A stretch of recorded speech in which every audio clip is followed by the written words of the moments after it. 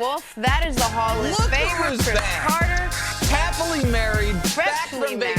vacation. Don't knock over my stuff. I won't. If I could, I'd get up and give you a hug. Hey, Welcome we back, missed man. You. We missed you. Did you have Missed fun? you on Friday. Oh, thank you. You were We are gone for a back long time. together, back the as a first group. time in a couple, 3 weeks. It's a long time that the three of us have been all back, and it's good to It was see great. you. It was great. Good, Feel man. rested, ready to go. Yeah? Ready? Let's do it. You ready to go to the combine, knock out some reps? Oh man, come on, I can do that. I think I could probably throw up.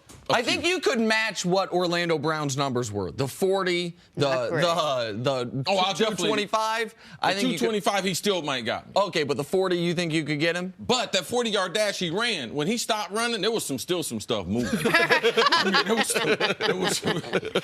there was some action still going on. All right, let's start with said combine. The NFL Draft held its annual prom this weekend in Indianapolis. That is the combine. Much like my prom, the goal was to show up, look your best, and then, run a solid 40-yard dash. I was doing that outside while everybody was inside dancing. Penn State running back Saquon Barkley, boy, he got the memo. After bench pressing 29 reps and running a 4.40, reports are, as a result, he is, quote, firmly in the mix to be drafted #1 overall. Mind you, he'd be the first running back taken first since 1995. Was it Kajana Carter? Wasn't that in 1995? yes, absolutely. What do you think, Chris? Is he worth the top pick in the NFL draft based on what you've seen of him last season and then what you saw him at the Combine? Well, this is the thing. He's been very, very consistent. He was a high achiever in high school, great athlete, multiple sports, track athlete, also a power lifter, very, very explosive.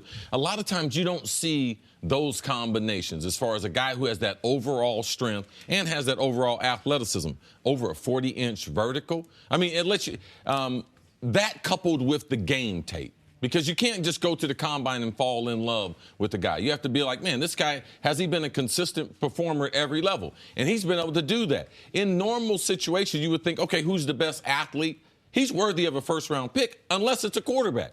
Because if you can change your franchise by getting a quarterback, regardless of what talent, left tackle, running back, defensive end, there's no position like quarterback. So does he have the talent? Does he have the resume? Does he have all those things, intangibles, that he's an unselfish player? He is a team-first guy? Like all those things? Yes, but if you can get a quarterback that's going to be your franchise quarterback and turn your team around, the quarterback touches the ball every play. Now, given that we have Ezekiel Elliott, given that we got L. Bell in Pittsburgh, both of these guys came from the Big Ten. Them and Todd Gurley, these are the top 3 running backs in the NFL. Barkley came from the Big Ten. So if you look, does it transfer over? He returns kicks. He catches the ball out of the backfield. He's got great character on and off the field. Yes, he would be worthy of the #1 pick. If you were like, I don't know about the quarterbacks, yeah, take this kid because he, I believe, is a can't miss in the NFL. You have to believe that there are no franchise quarterbacks in the draft. If you need a quarterback, to take anything other than a quarterback at #1. So I know some people have questions about how good Barkley will be. Coach Mangini doesn't necessarily love him between the tackles. You and I saw a game against Ohio State where first play of the game, opening kickoff, takes it for a touchdown. Early in the game, has, I think, a 30-yard touchdown run, and then got shut down after that. I don't have those concerns. I think this guy is plug and play into the NFL instantly. Top 5 running back in the league. I believe that. But he's still not worthy of the #1 pick. Like, as great as Zeke has been, if you went back and redrafted, Zeke wouldn't go #1. You mentioned Todd Gurley. You went back to his draft. He wouldn't go #1. Why? There were franchise quarterbacks in that draft. Le'Veon Bell maybe would go #1, knowing what we know now. But that was the odd 2013 draft where Eric Fisher was the #1 pick, and there was only one quarterback taken in the first round. It was E.J. Manuel, and nobody believed in the quarterbacks And in that class. 2013, the running backs had taken a back seat as far as would they be highlighted in offenses. Fullbacks were basically deleted from the offense, and running backs, it became more of we're going to go by committee. Now, we've seen these younger running backs in franchise have gotten back to, okay, man, we can get back to an old style of football by handing one guy the ball 20 to 25 times. The one other thing that I'll mention, because you said the quarterback touches the ball on every play, it's not just that. It's that if you draft the right quarterback in the top 10 or in the first round, certainly at #1, he's on your team for 15 years. Like, if you draft the right quarterback, we don't see quarterbacks go change teams ever if they're a true franchise quarterback. Running back, even if they're great, what's the career? 7 years? Like 8 years? And so for all those reasons, if you're Cleveland, a team, by the way, that has traded away the picks that became Carson Wentz and Deshaun Watson, them not taking a quarterback number one seems crazy to me. Well, when you have a guy like this, a running back's body, but also a sort of a wide receiver's body who had such an explosive day at the Combine, is there another guy in the league right now that he reminds you of, the skill set? Like, tell me a little bit about, like, why he's such a special player, why he's so good. Well, I just believe because his overall character. If you talk about Joe Moorhead, the offensive coordinator at Penn State, he talks about, man, I go to this guy, he's like Bill Russell. He talks about the rest of the guy. What can I do for the rest of the team? We know that. He's explosive, special teams-wise. You don't have to train him. You kick the ball off in the NFL game, he is ready to play right now. As Nick said, plug and play. His ability out of the backfield. We saw him run a 4.4. I believe he's a lot faster than that. In his start at the Combine, he popped straight up. So he didn't have a great start. I believe in his pro day, he'll run in the 4.3. So that's a mismatch versus linebackers and safeties in space. We saw McCaffrey. We saw him with Carolina have a rookie year. Now, this guy is a better football player than him. That's why right now, why you look at him and say, man, it's not a matter of looking at a player. If you look at his skill set that's transferable, and the top backs, what do? They're 3-down backs, which Barkley will be on the first day in the NFL. I think they look at him, and the reason he's being discussed as the number one overall pick is take what Alvin Kamara was able to do as a receiver and then add to that what we saw Zeke do as a runner. And I think people say that could be Saquon Barkley. And if you have Zeke's ability to run between the tackles and on the edges combined with Alvin Kamara's elite pass-catching ability, well, what you have is one of, if not the best running back in the league. And this is a position, more so than any other position in the league, that I think you can be the best as a rookie or as a second-year player. We've seen it the last few years from Gurley to Zeke. Leonard Fournette wasn't the best running back, but he was very good this year. Like, you can do it instantly. It's the type of thing that you said, CC, almost your general IQ, not that Barkley seems like a really smart guy, but it's the one position where your general IQ is almost the least meaningful because it's instincts. It's the position guys have been playing since they were 8 years old. Who's the best athlete? Make him the running back, give him the ball. Right. And when we talk about instincts, talk about all the things, I did pull a name from my hat, and I know this is way up there. Marshall Faulk.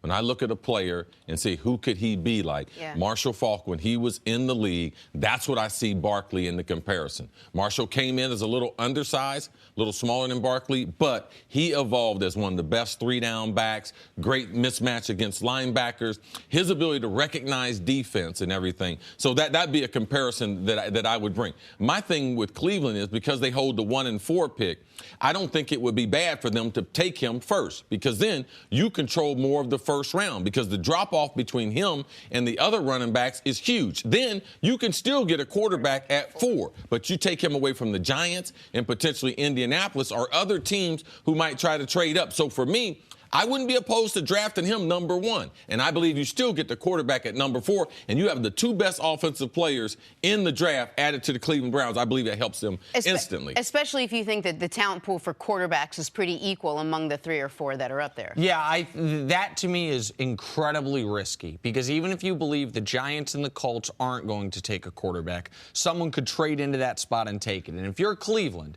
and you have a quarterback you love, the idea that you would say, we're smarter than the rest of the league. We love this guy at 4, but no one's going to jump in front of us and take him at 2 or 3. Listen, I'm a gambler. That'd be a hell of a gamble to try to say we're going to get the best player at 1 and the best quarterback at 4. It's great if it works out, but if someone jumps in front of you... Well, the other 2 teams with the Giants, they say they don't need a quarterback. Indianapolis have luck. They're not going to draft a quarterback. So this would be the time. It would be a more calculated risk. And you would control the draft if you're able to get those 2 players. That would be a breath of fresh air for the Cleveland Browns. And if you don't get the quarterback you like, you have the press conference. Hey, man, this is the guy. We had this guy ranked highest because that's what's going to happen. Yeah, well, yeah. and then they stay on this quarterback treadmill, unfortunately, in Cleveland. But listen, what you're describing, I like the gamble. You know me. If you want to gamble, what if someone takes Darnold? Then they could get Baker Mayfield or Josh Allen. No. Okay. Rosen, you're just throwing him out.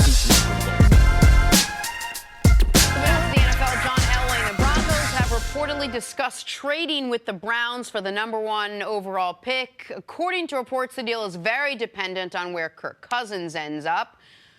Nick, what do you think? Is this a good idea for the Broncos? For the Broncos, yes. I mean, if you can move up to get your guy at #1, assuming that John Elway's not going to screw up who they pick, yeah. I don't think the Browns can trade this pick unless they have signed Kirk Cousins, and he's not even seemingly on. They are not on his short list. You cannot trade away the pick that becomes Carson Wentz, the pick that becomes Deshaun Watson, then have the #1 pick and trade back to the middle of the top 10 to 5 or 6. You can't do that. So, no, I don't think the Browns can do it. I think the Broncos, if they can, sure, why not? It would be hard for the Browns to make a trade, but given the state where they are, you have to listen to all offers, especially John Elway. If he calls me, to me, he hadn't got this quarterback thing right. So he might give me, I might get a heist of picks, or a player or two. They have a good roster. What if I can get one of their cornerbacks with a draft pick? That first pick might be available. So be creative, Cleveland, because it's about getting players. Don't worry about them other 2 mistakes that you've already made the last couple years. All right, moving on. Baker Mayfield is short in height, but not short in confidence about his pro potential. You see what I did there, Nick? I did. It was great play on words. Thank you, especially when I brought attention to it. Mayfield said if anyone is going to turn around the Cleveland Browns, it's going to be him. CC, tallest task in the NFL these seasons have been turning around the Cleveland Browns. Can Mayfield do it? Well, this is what you're supposed to say. You're not supposed to be like Josh Rosen talking about I don't want to play in Cleveland. Like, you have to think that you are a difference maker. When you come in these organizations, I believe Baker Mayfield, he is. He played that way. He's got the resume, the last 3 years, a finalist, top 5 for the Heisman Trophy. We saw him at Oklahoma. This is who Baker Mayfield is. I believe that he can change the Browns, but he needs some help because they need a bunch of players. In fairness to Josh Rosen, he says he never said that about the Browns, and he came out recently and said, I'd be great playing with the Browns. In fairness to my guy, Josh Rosen, we don't know that he was taking shots at Cleveland. But Baker has said all the right things. Baker has done basically since the college football season ended, Baker's done everything you want a guy to do to be drafted high. And if there are going to be some people that question the Big 12, and a lot of people that question his height. I know you don't have as many concerns about his height as other people because of how well he played in college and the style in which he plays. But Baker's saying all the right things, Yes. and whether or not he can be basically this year's version of a Russell Wilson, we'll see. I mean, I'm a buyer in Baker Mayfield because of how much you like him, to be totally honest. And finally, the feel-good story of the Combine has to be Central Florida linebacker Shaq Griffin. Ran the fastest 40 for a linebacker since 2003. Put up 20 reps on the bench press with a prosthetic hand because he only has one hand. Lost the other to a congenital birth defect when he was 4 years old. CeCe, how impressed were you with Griffin's performance? Oh, very impressed. I mean, this has been a great story. If you watched the UCF story last year in college football with them going undefeated, Coach Frost leaving after the bowl game, going to Nebraska, where he's from. But him and his brother, the last couple years, his brother plays cornerback for Seattle. It's an amazing story when you look at some of the greatest athletes in the world. And for this kid, who's his whole life, it wasn't like it just happened. Like, his whole life, people have doubted him. And we always say, well, speed kills. The speed to get you paid in the NFL. Well, if that is the case, having a good resume, it shouldn't hurt him as far as the NFL draft. It's amazing. Now you can see why he was such a good football player. It makes sense. Like, his tape and what he did at UCF as a linebacker, it makes sense when you see the vertical leap. When you see him playing even in space, catching a football with one hand. Like, it's an amazing story, and it just adds to the storylines of the NFL going forward as far as opportunities and what football can do for your life. So I'm sure that he probably tried to play a lot of other sports, and football being one of the most complicated to be able to play without a hand. So I'm a big fan of him and his family. This is amazing. Keep in mind, there was not a single player at the Combine who had accomplished more than him in college who could lose more in a 72-hour period because people were looking for reasons to doubt him. If he can't do the bench press, if he runs a slow 40, people were looking for reasons to say, we're not going to draft the one-handed kid.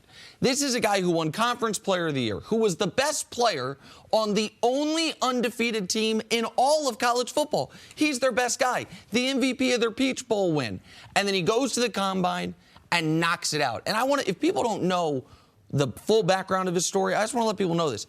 He was born with a hand, but a deformed hand and deformed fingers. When he was 4 years old, his mother walked into the kitchen. He's 4. I have a 4-year-old.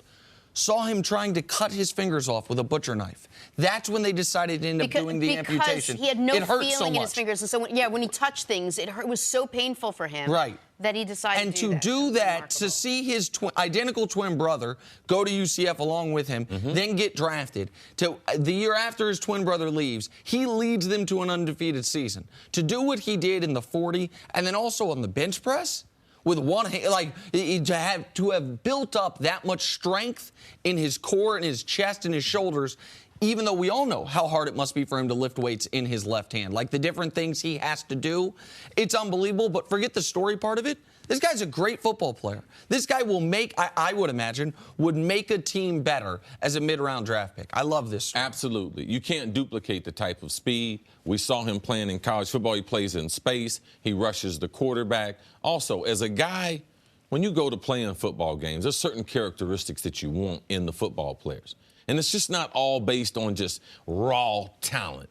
It's based on what people have overcome. And I'd love to go into a football game with a guy who's been told he can't do something his whole life. So his ability to be able to get over obstacles and how that transitions over to his teammates, to me, those are the kind of guys that need to be playing in the league. Really great story. So I'm looking forward to it. All right, as we are moving on to the Cowboys' off-season story that just keeps giving. Dez Bryant, coming off a subpar 2017, he's owed $12.5 million in 2018. There have been many speculating that Dallas will move on from Dez. According to Jerry Jones, many are wrong. The Cowboys have different plans. As I sit here, do we want him on the team next year? The answer is yes. We've addressed guys in the prime of their careers contracts before. We've made adjustment in the contracts. You continue for looking for ways to improve your value on your roster. But Dez has a history with me and the Cowboys of working with his money. And he's not the only one that's happened. All right, Cece, we've gone back and forth on Dez Bryant, whether he has it in him to change, whether he would take a pay cut. I mean, there are a lot of questions surrounding this, but now he got sort of the blessing of all blessings from Jerry Jones. Is it a good move for the Cowboys, do you think, to bring Dez back next season, based on the year he had? Well, the Cowboys, they don't get better if they just release Dez.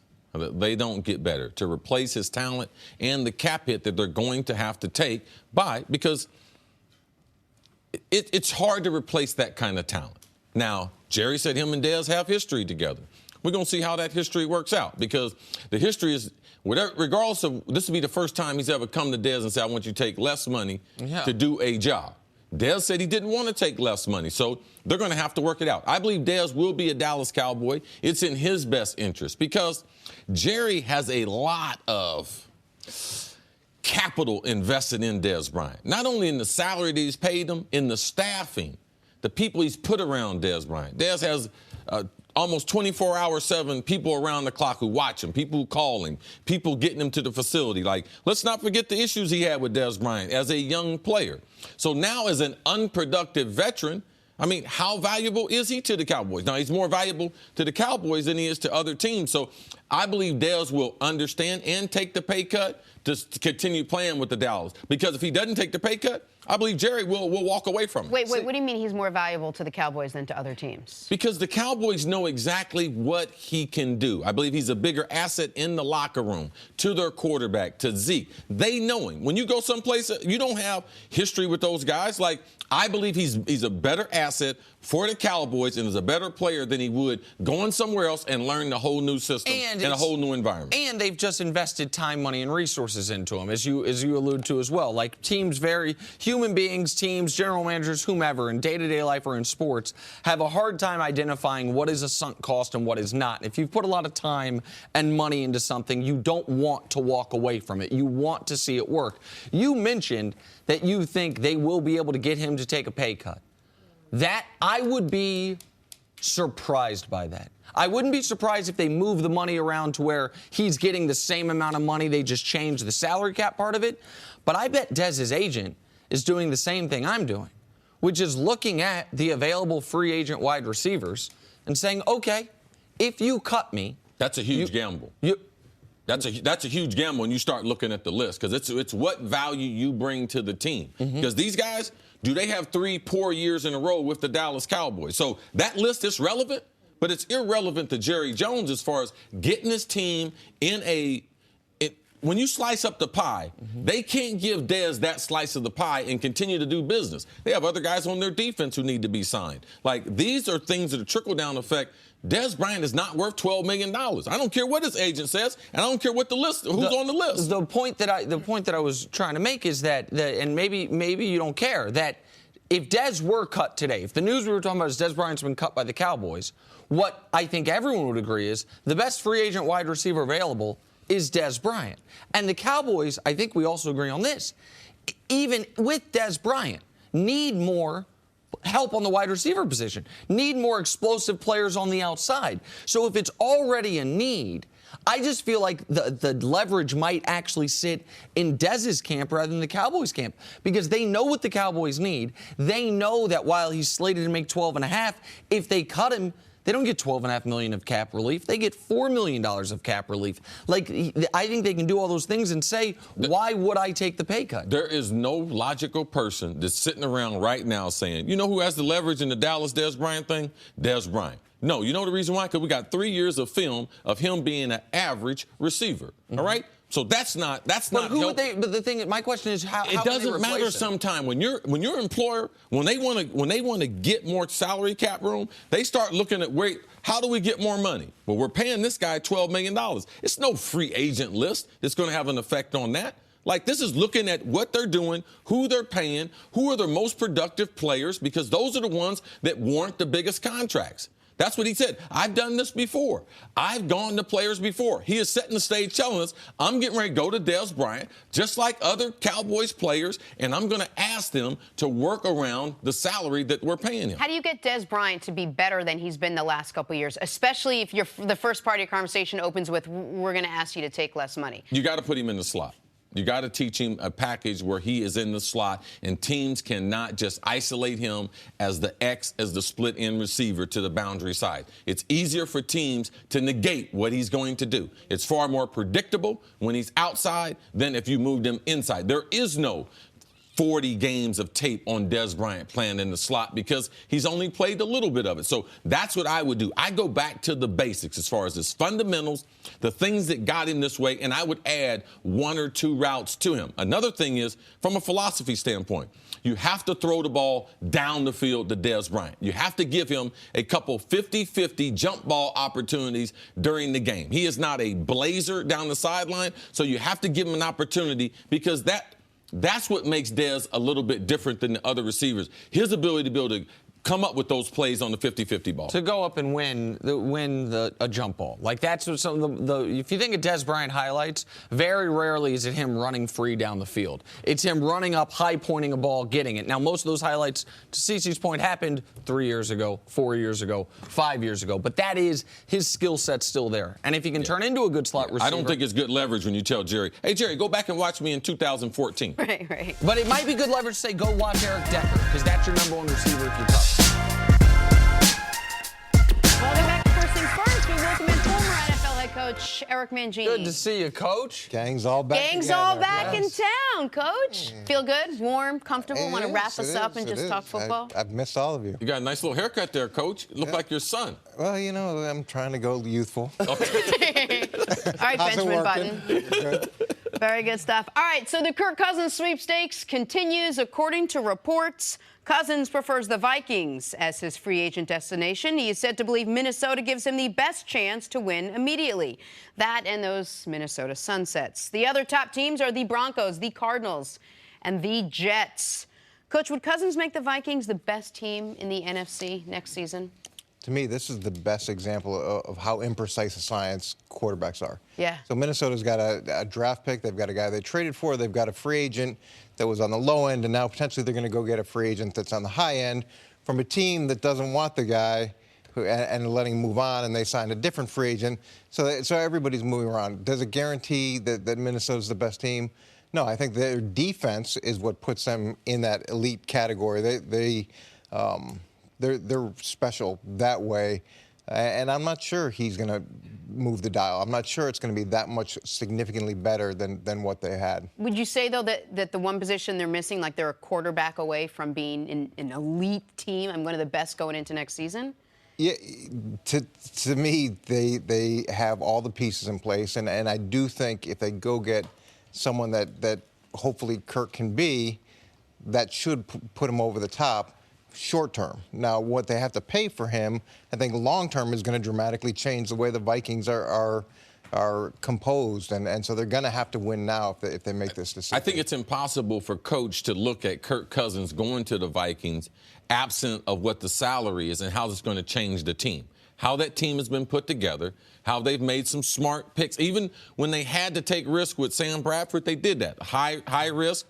Sam still gets hurt, though. So how do they solidify their quarterback position absent of turning the team over at the mercy of the salary cap? So I understand what you're saying. You're kind of, yes, I like Kirk Cousins. But Case Keenum, how much money can I get him for less to get the same productivity that I believe will be close to Kirk Cousins? So I think that coach is like, man, this team is well put together. They are very close. They have Dalvin Cook coming back off a knee injury, adding him to that offense. They still need some offensive line help. Do I want to sacrifice by paying a guy over $20 million, seeing where the team is right now? Because if you take it back a half a game and they get home field advantage, I believe they're in the Super Bowl. They don't go to Philadelphia. That changes all the way around. So do I want to pay that huge price for Kirk Cousins now that eventually I'm going to have to sacrifice in the future? And it's going to change the structure of how the Vikings do business there with Rick Spielman as a general manager. And I think the question's great. Like the best team in the NFC in 2018. Because if they sign Kirk Cousins, this team is drastically different in 2019. You have 5 front-end free agents from your front 7 that are free agents in 2019. Which Stephon Diggs is a free agent in 2019. So I think they have the ability, the way you can kind of manipulate the salary cap and because of who they have under contract and for what, to basically run it back with mostly the same team. They don't have a bunch of key free agents this offseason. Run it back with basically the same team plus Kirk Cousins for this upcoming year. But if you don't win the Super Bowl, and we know you can be the best team in football and not win the Super Bowl, a million things can happen. Then all of a sudden in 2019, you are very different than what the Vikings have been over the last half decade, which is basically since Zimmer got there, they've had 3 different quarterbacks over 3 years, none that other teams loved. Teddy Bridgewater fell to the end of the first round. Sam Bradford had bounced around the league. Case Keenum was available for anyone. They were good every single year. Why? Because they had that defense, because they had those weapons on offense. You're going to lose that identity of the team if you're paying Cousins $30 million per. And you're paying him money that you'd pay Drew Brees or Tom Brady or that elite group. And you need to be sure that you're going to get that type of production because of the sacrifices that you do have to make everywhere else across the roster. And short term, I think it's a really good answer.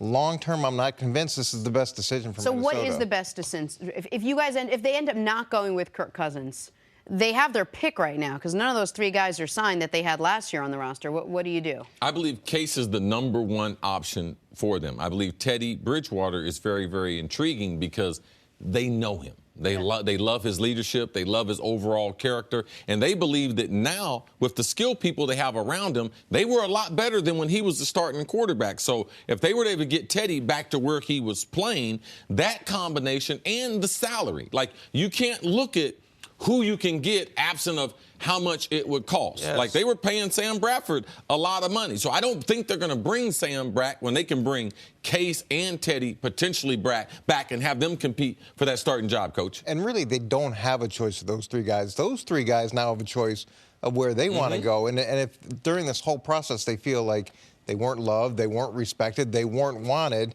maybe their thought process is going to be, let me go somewhere else and show that I can do the things that I did here, there, and do them as well or do it better. And it's going to be interesting. Ideally, you get 2 out of those 3 guys back at a lower rate than you'd have to go pay someone like Kirk Cousins, and you're able to keep building the team the way you've done it. But, Cece, the salary cap concerns notwithstanding, if you were Rick Spielman, you would go heavy after Kirk Cousins, correct? Like, if you said you think Case is the best option. I want to make sure the audience knows you meant the best option of those 3 guys who were with the team last year. The only way that I go with Kirk Cousins if he takes a reduction in his salary. If he's like, listen, the Vikings are a commodity. I like the franchise. I want to play inside. I know your defense is young enough to keep them around me. Kirk Cousins, to me, should go to the Vikings or the Broncos. The Vikings, to me, are a better team, a better situation, younger receivers, younger skilled guys. That's what I would do. If I was Kirk Cousins, he's made a lot of money in the last couple of years. I would give them a long-term deal, but I would take it at a reduced rate because I don't want to play for the Jets. I don't care how much money they're going to pay me. Man, I'm not trying to get knocked around and no chance of winning with the Jets. So for me, I'm trying to win. I know getting paid is of a high priority. He is going to get paid, but I would take a reduction. That's what I would do. He's going to go for the most money, and he's going to go for the most guaranteed money. And in looking at that, to me, if you are that guy, and I've said this before about going to the Browns, if you feel that you're that guy, that you should be paid that amount of money, that you're a franchise quarterback, then let's see it. Well, if we can just go, I mean, however far back you want to go in the NFL, 5 years, 10 years, 15 years, we have seen time and again, there's 2 paths to being a championship contender. Call it a conference finalist or better. One is you have that guy at quarterback. You have Brady, you have Rodgers, you have Breeze, you have Roethlisberger. The other is you have competent quarterback play that is inexpensive. Be that Russell Wilson on his rookie contract, be that Joe Flacco before he got paid. The teams that we have not seen is what I fear Cousins is going to be for who he goes to. The guy who is paid like Breeze, Brady, Rodgers, who is more in the middle tier. Stafford. That's where I think Stafford is. That's why I didn't like that deal for them. It's where Flacco has become, where you are a good quarterback, what is called a franchise quarterback, but you're paid so high they can't bring the players back. Real quick, just imagine if Matthew Stafford was on the Vikings, though. Oh, absolutely. So that lets you know he's not in the middle of the pack. Well, but I wonder if the Vikings would look like they did if they were paying their quarterback $30 million. I like what you said about Cousins. If you can get Cousins to take $22 million a year, and it's like, would I rather have Cousins for 22 or Bridgewater and Keenum combined for 16? I'll pay the extra 6. But if it's Bridgewater and Keenum combined for 16 or Cousins for 32, then it's a significant question to me. To me, Flacco's a great example. There's a guy that got paid a lot of money, and what did the Ravens have to do? They had to dismantle a lot of other parts, and he wasn't able to necessarily raise the remaining parts up to the level that some other guys are able to do. So they've been in the situation they've been in since they paid him. To me, those elite quarterbacks, too, they're going to get paid a significant amount of money no matter where they go. And Tom Brady willing to take some less in order for the team to be really good, to me, that works. Mangini on First Things First. One of the most intriguing prospects in the NFL draft, 2016 Heisman quarterback Lamar Jackson. Some are saying he's a better version of Michael Vick. Others say he's not a better version of Michael Vick. Einhorn Finkel, Finkel Einhorn. Jackson addressed rumors of switching positions. Take a listen. Not at all. I'm not going to be a wide receiver at all tomorrow. Quarterback positions. No, sir. I'm a quarterback. Well, he seems pretty set on playing the position that he plays and the position he wants to play. Is Jackson making the right move, Coach, staying at quarterback, whether or not prospects and pundits are giving him a shot at playing that position in the NFL? Yeah, I think it's the right move for him. And if he can find a place that'll give him an opportunity to try to be a quarterback, I think that's great. From a club perspective, if you're going to draft him, you've got to look at how high do you have to draft him. If you're not sure where he's going to play, I took Brad Smith, who had 50 NCAA records in college, was prolific in a lot of areas in the 4th round, and he ended up, we gave him a shot at quarterback, but he ended up playing wide receiver, kick returner, special teams. And I remember when I was on the phone with him at the draft, he said, look, if you're not going to play me at quarterback, don't draft me. And I said, Brad, this isn't recruiting. We're going to draft you. Deal with it. You're Wrap your head going to around come it. here. We'll experiment with this and see where it goes, but you also need to be open to contributing to this team in other ways if that doesn't work out. To stay with Brad Smith for a moment, tell me if this is fair. Brad Smith, while I watched him at University of Missouri. I was living in Kansas City around the time that he was playing there. He was not as accomplished of a college player as Lamar Jackson at that position. And, tell me if this is also fair, there was more reason to believe that he could adapt to kick returning, to receiving than Lamar Jackson just because of their physical stature. Do both those things seem fair to you? Well, maybe he wasn't as accomplished, but his resume was pretty impressive as a college quarterback, and the amount of records he had was significant. And looking at it, you wanted to give him an opportunity because I respected his dream and I respected the things that he hoped for. But there also is a reality in the NFL where if that doesn't work out, you need to be able to contribute in a different way. And with Brad, he ended up playing for the Jets through his rookie contract and signed a good deal with the Bills and then played a little bit for Philadelphia. It worked out in a different way, but probably the best way overall. Well, my biggest issue is the player. And whatever the player wants to do, the player should have the option. Because right now, he doesn't belong. He's not property of the NFL. He's trying to come in, transition, and he's transitioning from quarterback, which he's only played. The only thing that, the reason I think it's a little puzzling is just because he is good in open space, everyone thinks everyone can play wide receiver. Like, wide receiver is a tough position to play. Yes, we do have some examples of Randall L.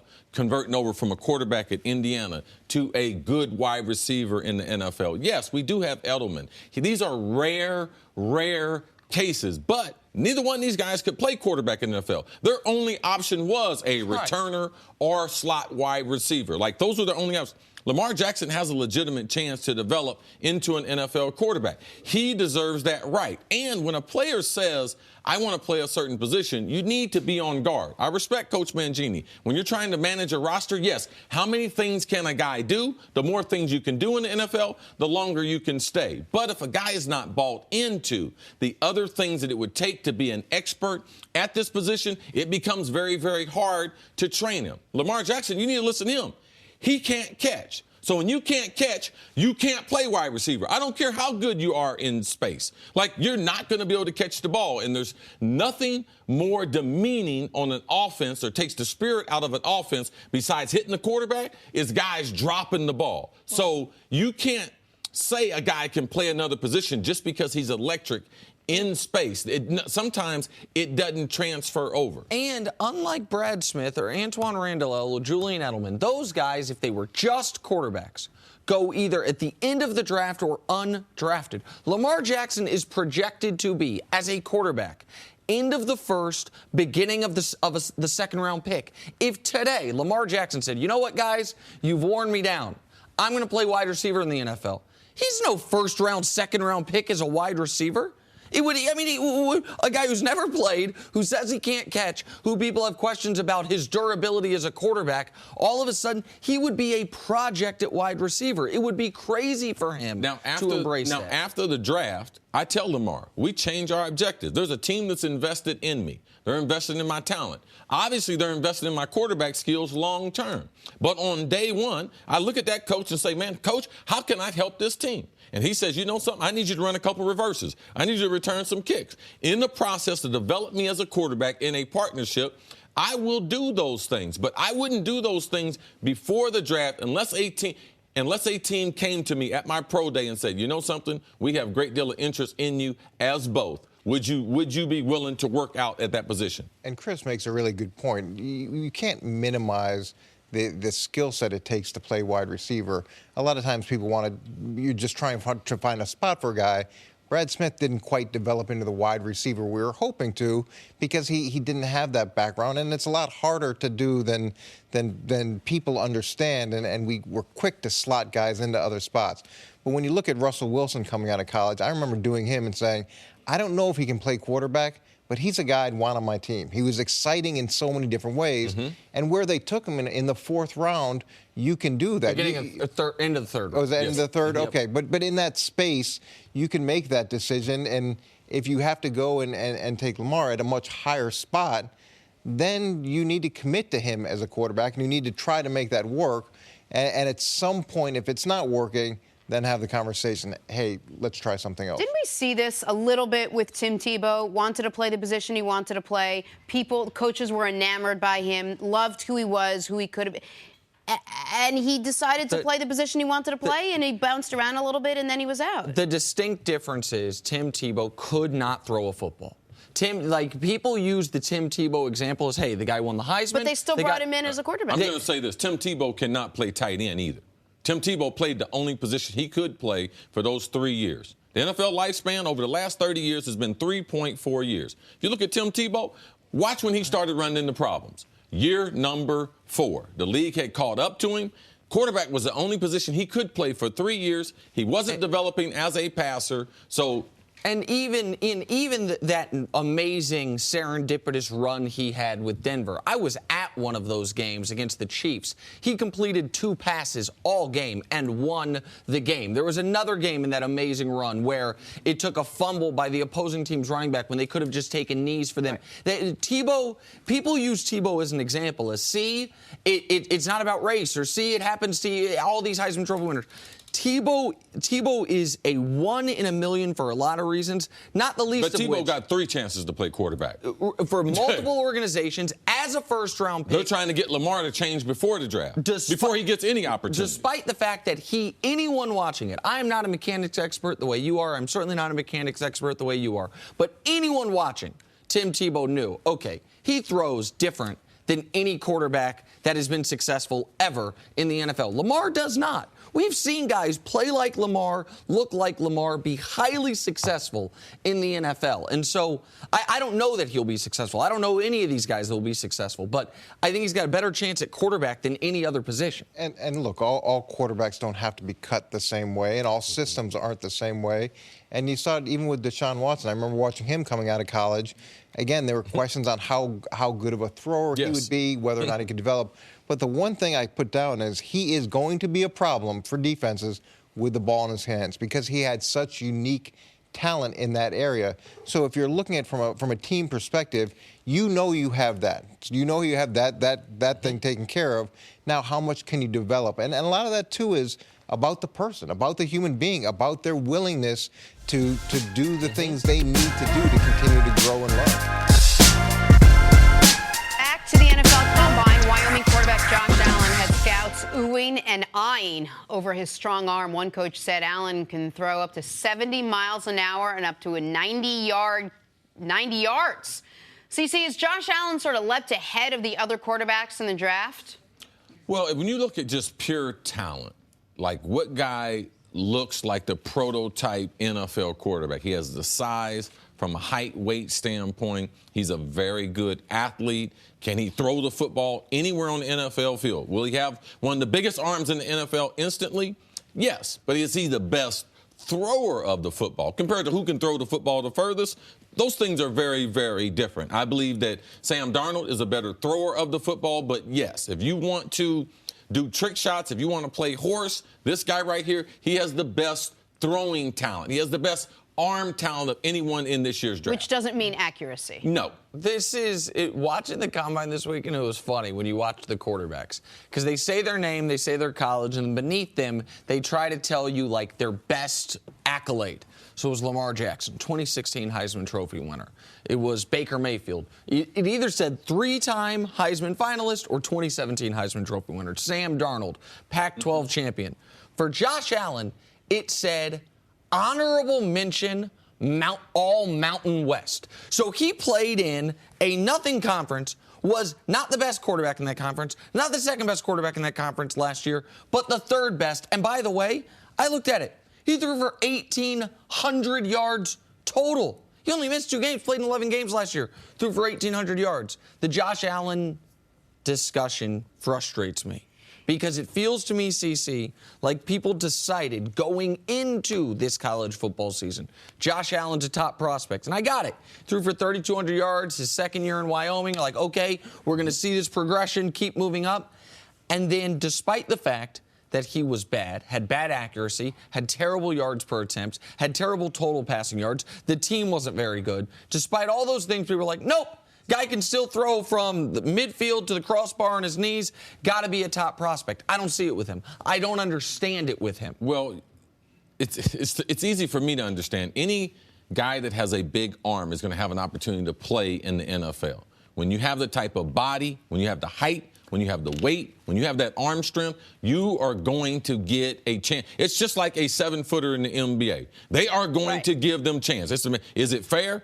Yeah, it's fair because it is a talent-based business. He has great arm talent. He has things that you can't teach. That's the reason why he's at the top of the draft board. And he doesn't just have a big arm.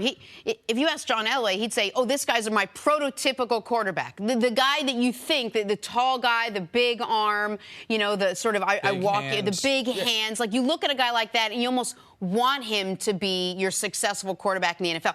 Hasn't been that way in the last couple of years, which is why there have been so many misses. I say John Elway because the Broncos have 90% of those. This is the thing. We have a prototype for every position in the NFL except kicker. There is a certain size, there is a certain weight, there is a certain skill level that we expect. With Josh, you can't teach some of the things that he can do.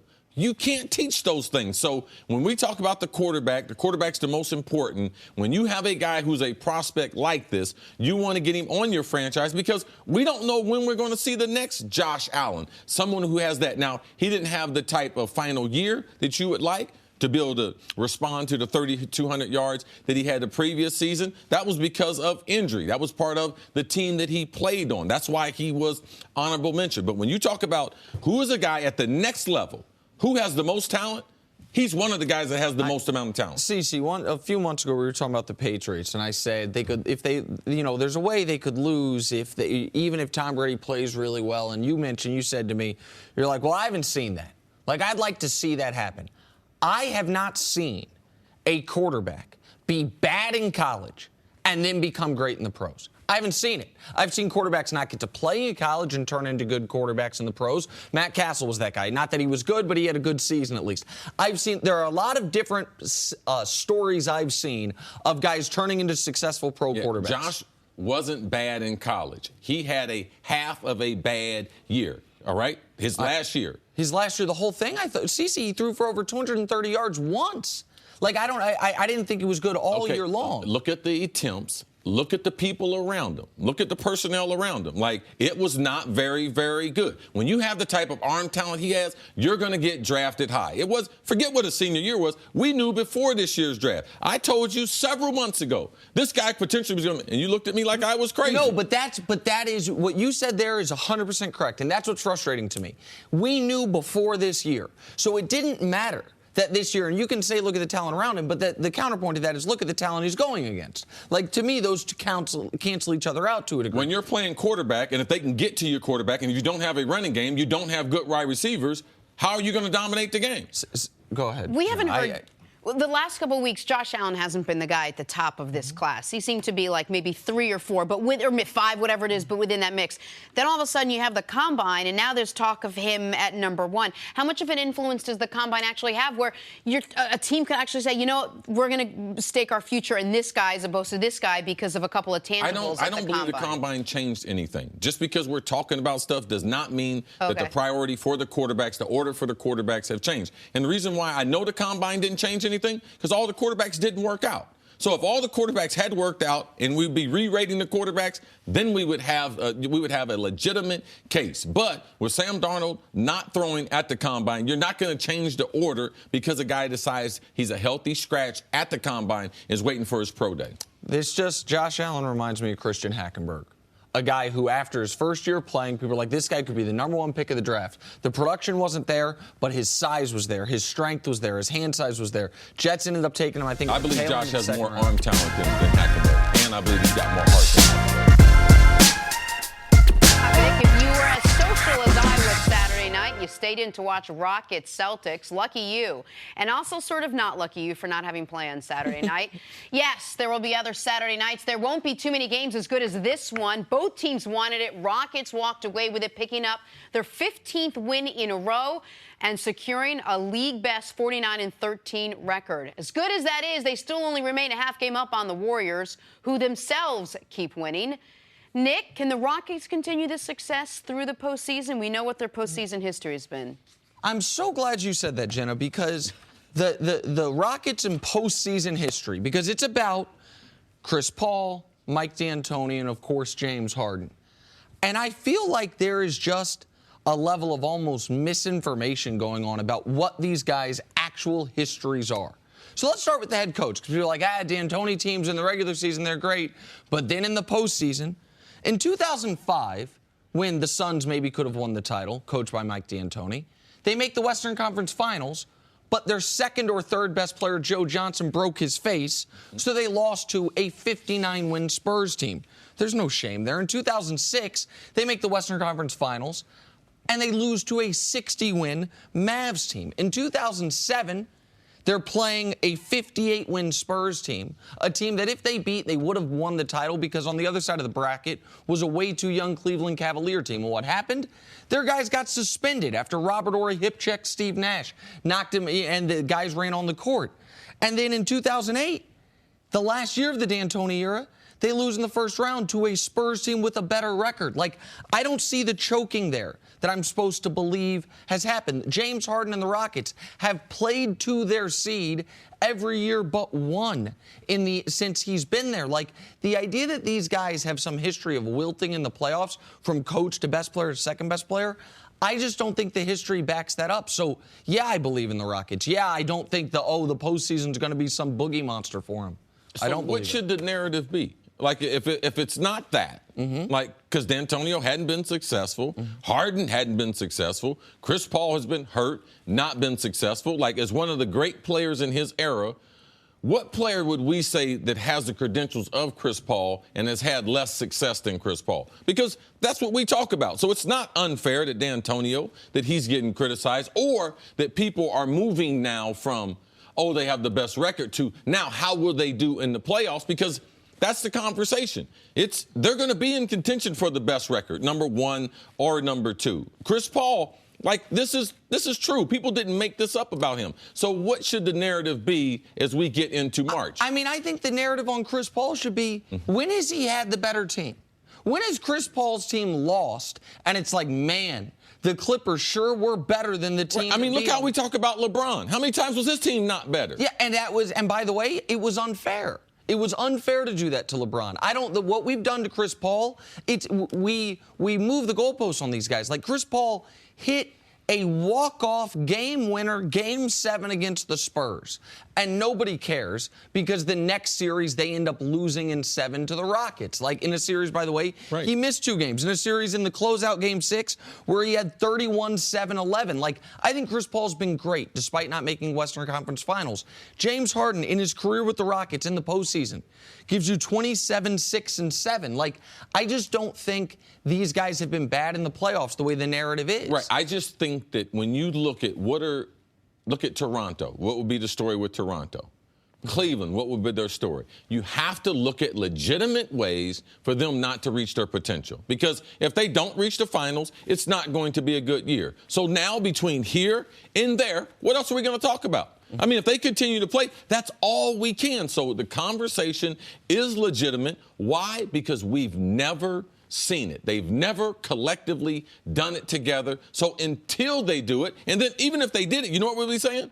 Hey, man, could they repeat their performance? Because that is part of what we do in sports. Until we have seen it, until they have proven it to us, because we know the West is going to be a battle, it is a legitimate conversation. That's why I believe it's more important for them to be the #1 seed. All right? So I'm not concerned about them in the playoffs yet. until I see them. I like to see them this 20-game stretch. Yep. Yeah.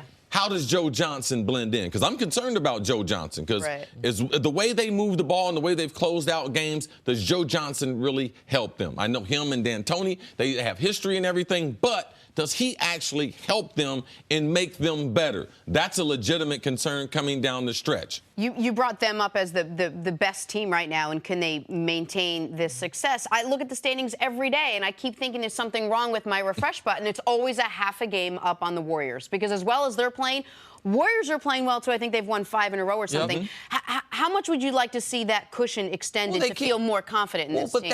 But that's got to do with things out of their control. That's got to do with the Warriors losing. And the Rockets have won 15 straight games. So and they still only have a half game lead. That's my point. Yes. Exactly. And so they're playing as well as they can. The Warriors have been better post All-Star break, CC, as you thought they would be. Even though the Warriors, that game against the Hawks this weekend, they were at about, forget 70%, they were about 40% and still won the game. Won it, yeah.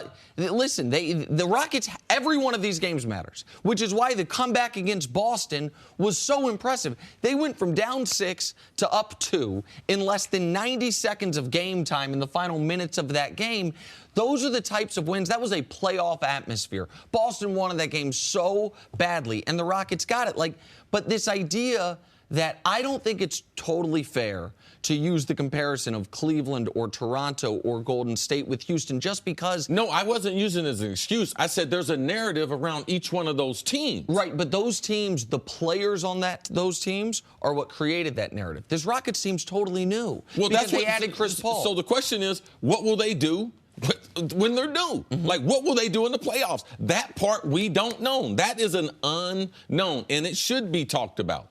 I'm not saying that they're going to collapse, but if we don't talk about Chris Paul not reaching the conference finals, if we don't talk about Harden, what happened to him the last couple years, if we don't talk about the coach, what are we doing? No, I get it, but I just think I think that there have been extenuating circumstances, or we have recreated some of the history on each of those players. Like the idea that Harden hasn't had more success in the postseason, I just don't. I mean, he's been to 2 conference finals. Chris Paul, I understand he hasn't been to a conference finals. I don't think he's been on the better team. But you're right. If they don't make it this year, it's just going to be exacerbated. I understand that part of it.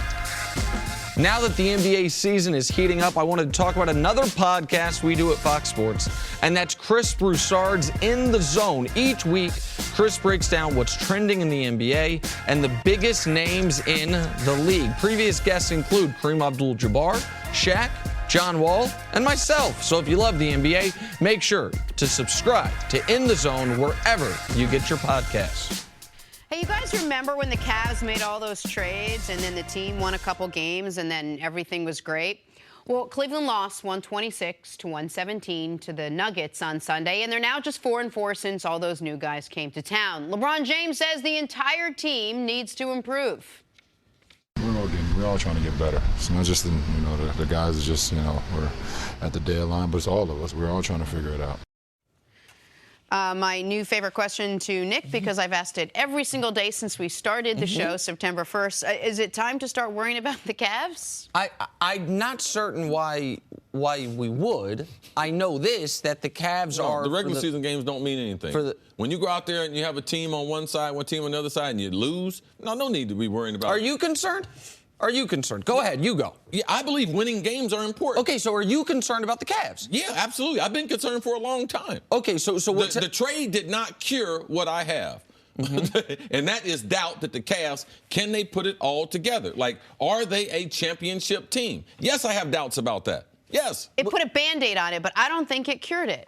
I guess our question is, what are we discussing here? Are we discussing, are the Cavs the favorites to win the title? No, they haven't been the favorites to win the title all year, and there was nothing they could have done throughout the regular season. What's a good season for Cleveland?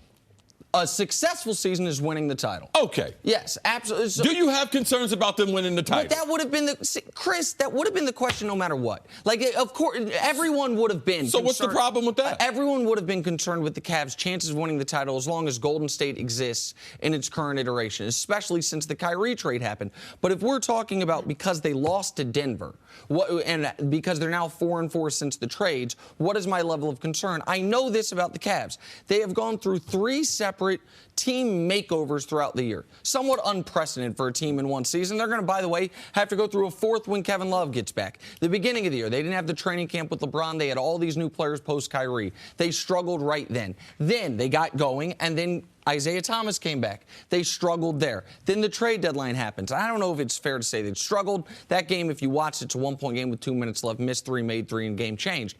But am I worried about the Cavs clearly being the best team in their conference come the playoffs? No, I'm not worried about that. I don't know where you stand on that. I feel like that's the question. Well, I think the question should be, can they win a championship?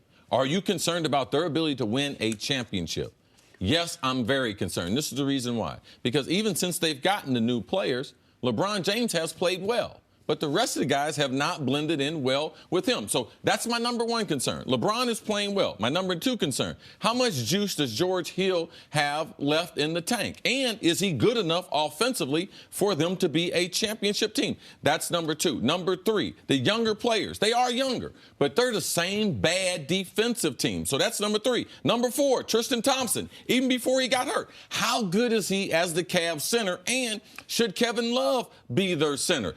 Does that 4? Here comes number 5. J.R. Smith throws something on one of the assistant coaches. I know. Okay, so no, Nick shouldn't be concerned. Right, but anyone else out there who's watching basketball, if you think that Cleveland is a championship team and you are missing these things, then you're not watching what's going on. CeCe, I'm watching what's going on. I've watched every Cavs game this year. The idea that we have to... So J.R. throwing something on the assistant coach, that didn't concern you? That concerned me for J.R.'s future with the team. Does it concern...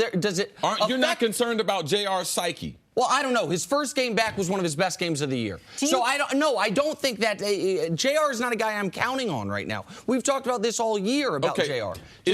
Go ahead. Is Damon Jones, is that LeBron James's man? That is LeBron's guy, yes. The guy he threw the soup on, if people don't know. Yes. That does not concern you, Nick? They weren't arguing about LeBron. Like, I don't understand. Chris.